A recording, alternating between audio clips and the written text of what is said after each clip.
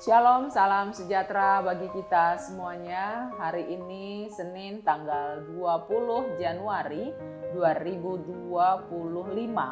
Sapaan firman Tuhan akan kita dengarkan sebentar lagi, namun terlebih dahulu kita berdoa.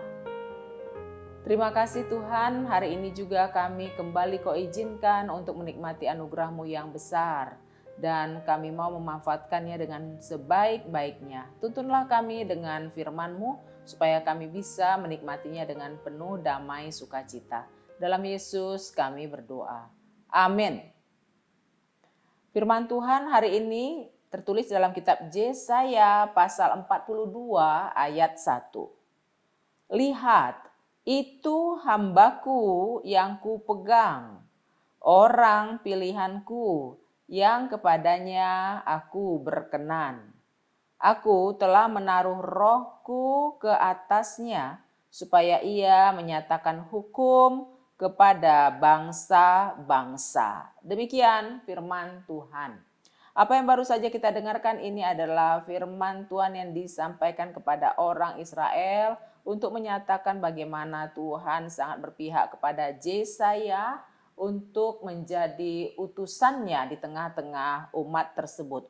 Kepada umat tersebut dikatakan bahwa roh Tuhan telah diberikan kepada hambanya itu untuk menyatakan suatu kebenaran di tengah-tengah bangsa yang sedang dalam kebingungan, di tengah bangsa yang sedang dalam kebimbangan menjalani hari-hari mereka karena bertubi-tubinya masalah yang muncul dalam kehidupan bangsa tersebut.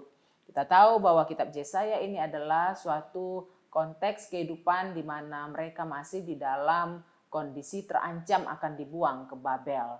Dan sebetulnya Tuhan sudah mengingatkan bangsa ini supaya segera mau membenahi imannya, membenahi sikapnya, supaya mereka jangan sampai kena hukum, supaya mereka boleh kembali untuk menyembah Allah saja. Jangan menjadi politis nih, jangan menjadi orang yang lebih mengedepankan logikanya dalam menyembah-nyembah Allah-Allah lain yang ada di dunia ini pada saat itu. Tapi karena mereka tidak mau diingatkan, mereka tidak mau diberi peringatan dari Allah melalui para hambanya, kemudian datang penegasan Allah untuk mengingatkan umat tersebut bahwa ini adalah hambaku, kepadanya aku berkenan.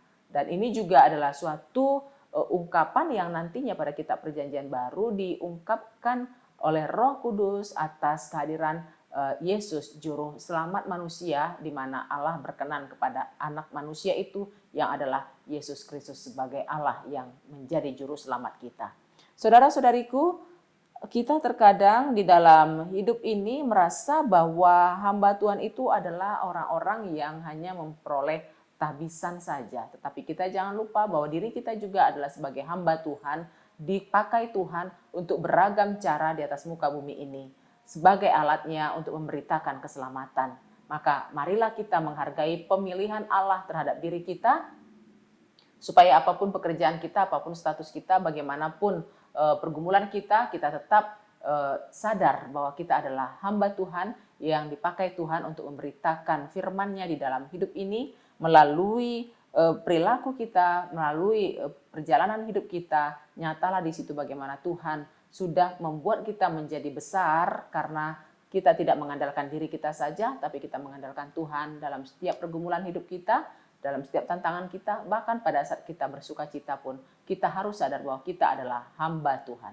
Maka sebagai hamba, kita harus taat kepada pemilik kita, yaitu Allah, Yesus Kristus, dan Roh Kudus. Dan apapun yang diperintahkannya melalui firman-Nya, marilah kita selaku hamba melakukannya dengan sebaik-baiknya. Itu semuanya untuk kebaikan kita pribadi lepas pribadi.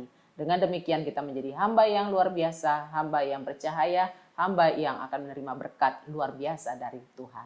Amin, kita berdoa.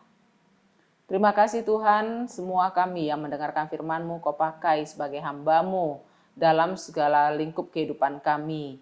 Oleh sebab itu kami tidak akan mempunyai kekuatan kalau tidak Engkau yang memberikan kemampuan bagi kami untuk mengimplementasikan firman yang sudah kami dengar sebagai perintah-Mu untuk boleh kami lakukan dalam kehidupan kami.